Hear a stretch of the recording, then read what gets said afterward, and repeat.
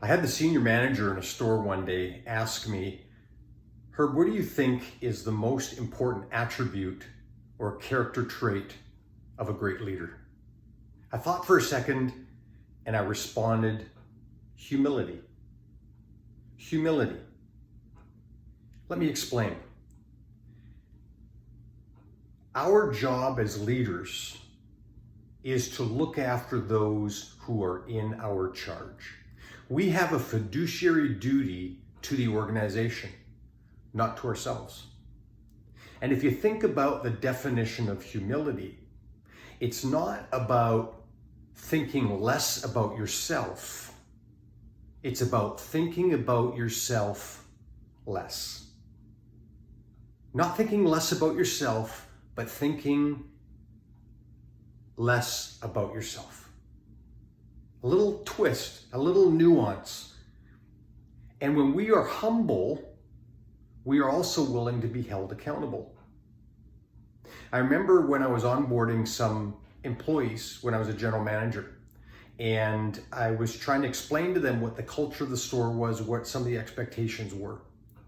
And I said very clearly, as you go out and work within the store, if you hear things from other employees, other staff members, other team members that contradicts or seems to contradict things that I have said, I would like you to come and see me so that we can have a conversation. Because during that conversation, one of two things is going to happen.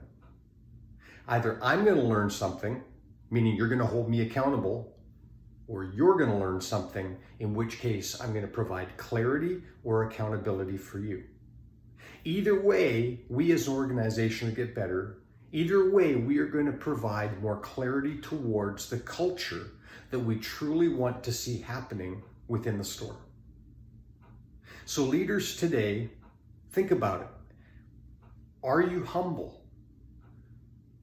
Do you think about yourself less? Or does everything revolve around you? If it revolves around you, then quite possibly people are going to tell you what they think you want to hear instead of the things that you need to hear. So when we are humble and we welcome the truth, we welcome openness, we welcome transparency, and people realize that it's only so that we can improve the common good for everybody in the organization, people will be more forthcoming and candid with you.